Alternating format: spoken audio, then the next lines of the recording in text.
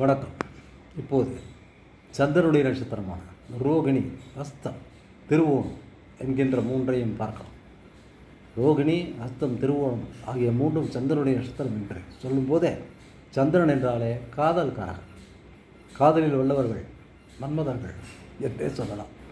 இவர்கள் மிகவும் உன்னிப்பாக எல்லா விஷயங்களையும் கவனிப்பவர்கள், எல்லாவற்றிலும் இவர்கள் தன் திறமையை முழு வீச்சாக காட்டுபவர்கள் என்பதால் இவர்களை கண்டால் பெண்களுக்கு பிடிக்கும். இது பெண்ணுடைய நட்சத்திரமானால் ஆண்களுக்கு பிடிக்கும். ஏனென்றால் இவர்கள் ஒரு கவர்ச்சிகரமான பேச்சும் கவர்ச்சிகரமான நடைமுறை பாவனையும் வைத்திருப்பார்கள். சந்திரனும் சுக்கிரனும் நண்பர்கள் என்பதாலும், சுக்கிரனுடைய வீட்டில் சந்திரன் ஆகின்ற அளவுக்கு நட்பு இருப்பதாலும், சந்திரன் காதல்காரனாக இருப்பதாலும், இந்த சுக்கிரன் காமகாரனாக இருப்பதாலும், காமத்திலும் காதலிலும் வல்லவர்கள் இந்த மூன்று சந்திர நட்சத்திரக்காரர்கள்.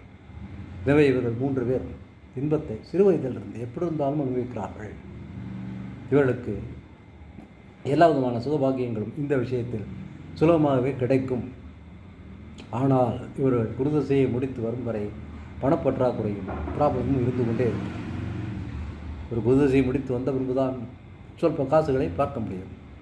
அபரிமிதமான மிக பிரமாதமான யோகம் கொண்ட ஜாதகமாக இருந்தால் மட்டும் ராகுதிசையிலே கொடி கட்டி பறந்து ஓரளவுக்கு முன்னேறி விடுவார்கள். இருந்தாலும் கூட அதை தக்க வைப்பதற்கு சிரமப்படுவார்கள். ஆனால் இவர்கள் தாராள மனப்பான்மையும் தாராள குணமும் உள்ளவர்களாக இருப்பதால் என்ன பணம் அடைத்தாலும் அந்த பணத்தை இழந்து மறுபடியும் சம்பாதிப்பார்கள். எதையோ எப்படி இருந்தாலும் சுகபோகங்களிலும் இந்த சுகமான விஷயங்களிலும் படுக்கை சுகத்திலும் சக்கரனுடைய அம்சமான அந்த காம சுகத்திலும் இவர்கள் வல்லவர்கள், யோகசாலிகள் என்றே சொல்லலாம். இவர்களுக்கு இது மட்டும் எப்படி இருந்தாலும் சிறுவயதிலிருந்தே கிடைப்பதை கண்டுபிடிக்கலாம். இது ஒரு காதலுடைய நட்சத்திரம் என்பதால் இவர்கள் எல்லா விஷயத்தையும் காதலிப்பார்கள்.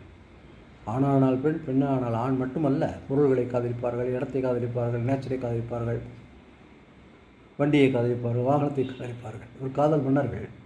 எனவே இவர்களுக்கு சுக்கிர அம்சம் அதிகமாக இருக்கும் என்பதில் சந்தேகமே இல்லை. நன்றி, வணக்கம்.